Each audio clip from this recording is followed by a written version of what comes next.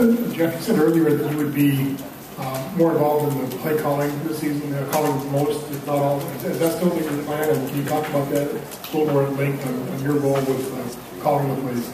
Yeah, typically we game plan as an offensive staff, which we will continue to do. But I will be a little bit more involved in that. We will call them as a staff and always communicate, but I will be much more involved this year than I was last year. This question is for Coach Tedford and Marvin Jones. This season, coming from last season, what are some of the positives that you can take from last season into this season? And you talked about the leadership role that Marvin's going to handle. Why do you feel that he's able to handle this leadership role at this time? From here, Marvin. Both. Definitely, after having, the season that we had last season, we want to just basically not change the culture because we have a strong history, with Coach Tedford of, having those teams that, having those good teams, but, it's just a different direction as far as, me being more outspoken. I lead by example and things like that, but just making it basically more about the team.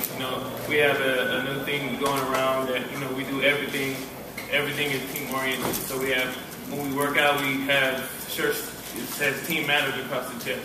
It's like, and nobody can take the shirt off, no matter if you're hot or whatever. So it's just basically changing the culture of how the team is. That's what we're doing, and that's a big thing that Coach Tedford raised. Going in this fall. So it's basically having more leaders that are outspoken like myself, and that's just gonna lead the team. And one thing Coach Tedford says all the time is like we wanna keep what happened last year in the back of our mind, but not totally let it bring us down or let us keep thinking about it. But we want to have it in the back of our mind, so we know that we didn't go to a bowl game last year, and we have to change that. So it starts with me, and the other leaders on the team being vocally prepared, to approach every game like it's our last. The question up front, sir. Jeff, what's your tailback situation? The question is what our tailback situation is going into fall camp. Coming out of spring, E.C. Sofeli was our starter. After that, it's really open for competition. We have Kovan Tabosky there.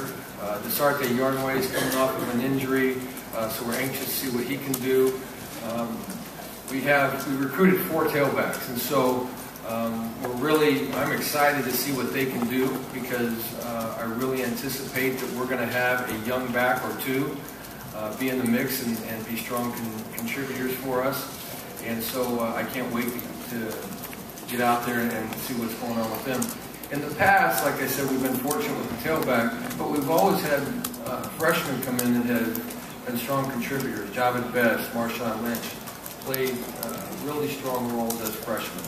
And we feel like the guys coming in, we recruited a junior college back, C.J. Anderson, and then 3 high school backs. And so those guys will all have an opportunity to compete and see how they're going to fit into the offense. Question up front. As for Marvin, you're going to have a new quarterback this season, an untested quarterback. Based on what you saw during the spring, how much confidence do you have in Zach Maynard to be the leader of the offense? I definitely have confidence in him. He's only been through one spring, so can't say that much. But from what I see, he has great anticipation. He's a great leader, and he knows how to place himself in situations to be successful. So those are one of the key things, the attributes that he has. But obviously, we're going into fall, and whoever the competition is still heavy. Whoever makes that transition into being that leader who can manage the game, and that's the guy who's going to be on the field. And basically, whoever is on the field, I have to trust. Everybody trust, and we have to put put all our trust into that person. So, we're going to be in a situation to where the best person is going to be on the field and our team's going to rally up behind that guy. Question, one's in the back, we'll get the next one here.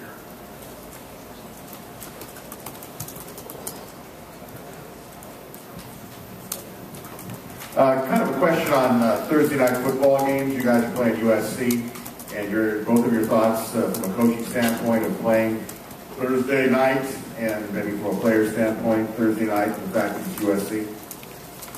Well, I don't. Our players really probably don't have an opinion on that because they've never done that before. We have done that in the past, and we haven't done it for a while.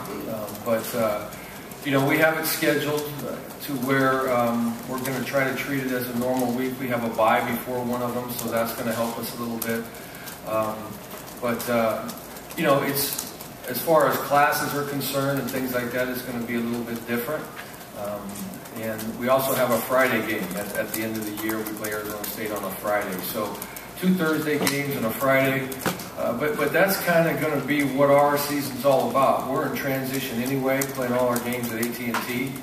And with our facilities, it's very exciting where our facilities are headed and the progress that's been made with our facilities.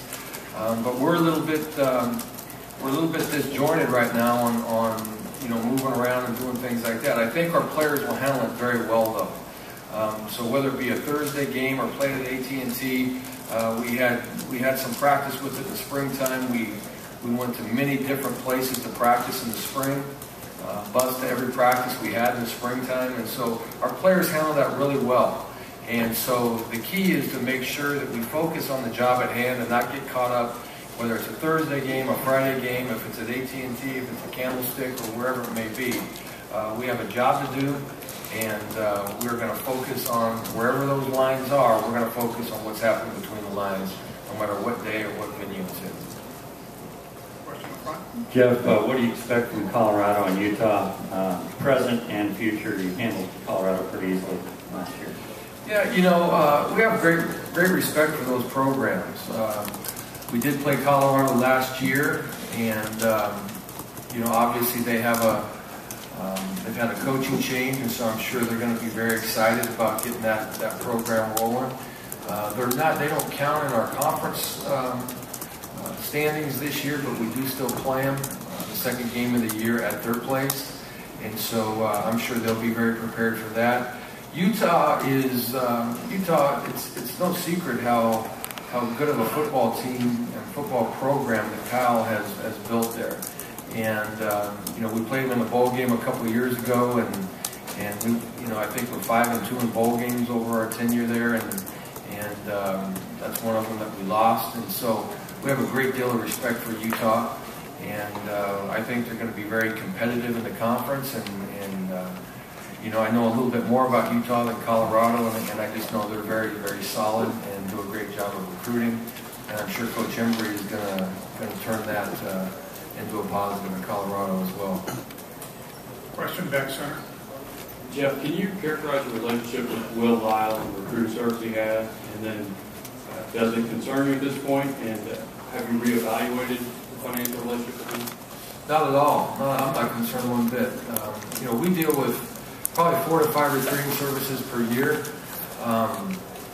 I wouldn't know Will Lyles if he was in this room right now. That's what he did. He provided us a service, be it list of prospects and game tape and things like that. And that's what we use all our recruiting services for. And that's, there's, I think, over 250 schools in the Houston area. And the reason we use those services is to make sure that we can be efficient with our time and our resources. And I have no concern whatsoever about it. We have the videos, we have the prospect list, and so I have absolutely no concern about it. We have time for one more question. This is kind of a double-edged, double-pronged question. Coach, do you believe this team? Where's this coming from? Do you believe this team can win the Pac-12? And Marv, do you think the players believe this team can win the Pac-12? For each of you. Yeah, definitely. What team would we be if we thought that we couldn't? We have the players and we have the skill set. We have the potential, to rise above the Pac-12 and win the Pac-12. So I think we're taking the necessary steps to gaining and reaching that goal. And we have all of our minds are on winning the Pac-12 and being the best team that we can be. So hands without a doubt, we believe.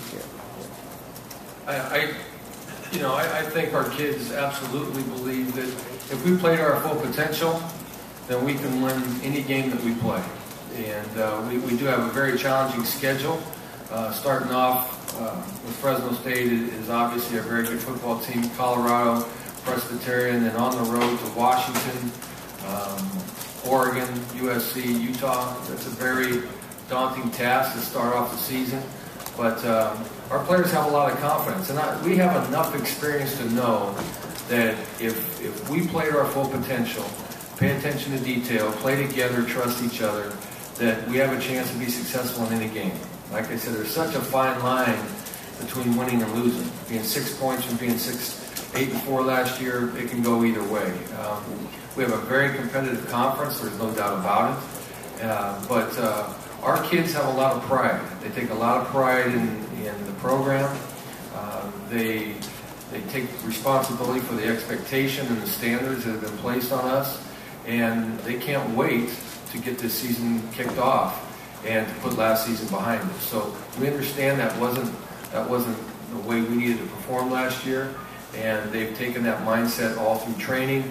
I will tell you one of the other key factors is our new strength and conditioning coach, who has really created a great environment in the weight room, and it's the intensity that's there, and now it's just time to get out and put it on the field. We can't wait to get that done. But absolutely, we feel like we can win any game we play. All right. Coach, thank you. Marvin, thank you.